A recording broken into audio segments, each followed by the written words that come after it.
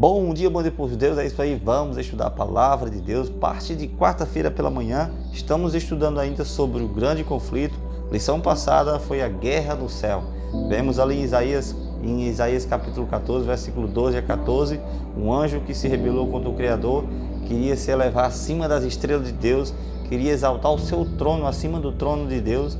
E a descrição desse anjo em Ezequiel capítulo 28, versículo 12 a 18, fala justamente que ele era um querubim da guarda ungido, tinha uma posição lá no céu, mas decidiu se rebelar contra o Criador.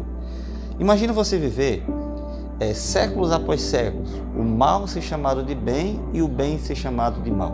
É isso que a gente vive na nossa sociedade, é isso que a gente vive no nosso planeta. Os princípios da Palavra de Deus sendo jogados por terra e aquilo que é contra os princípios da Palavra de Deus sendo exaltado nas redes sociais, nas mídias e até na sociedade que você vive, na cidade que você vive. Os princípios de Deus sendo jogados por terra e a ideia e a estratégia de Satanás sendo exaltado em todo lugar. Essa descrição do mal ser chamado de bem, a gente vê ali também em Gênesis capítulo 3, do 1 a 6, a gente vê algo que acontece ali, um diálogo entre a serpente, de acordo com o livro do Apocalipse, é Satanás dialogando ali e quebrando um argumento, colocando mentiras no coração ali de Adão e Eva para pecar, para se rebelar contra o Criador.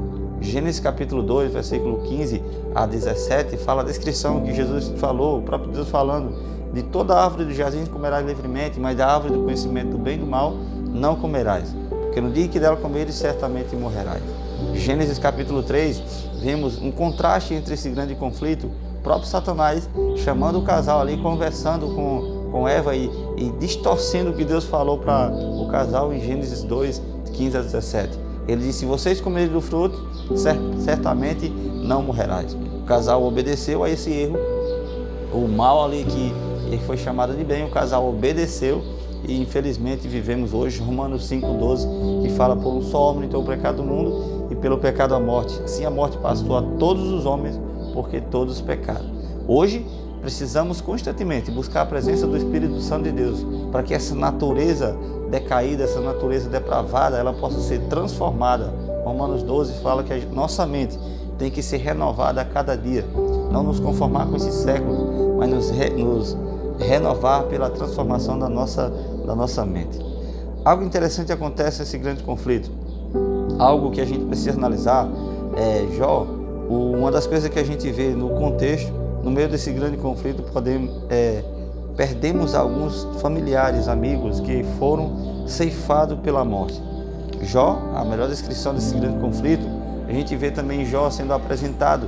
Jó capítulo 1, versículo do 1 em diante, fala justamente desse grande conflito. Jó perde bem, Jó perde família, Jó perde a saúde, mas não perde a sua vida.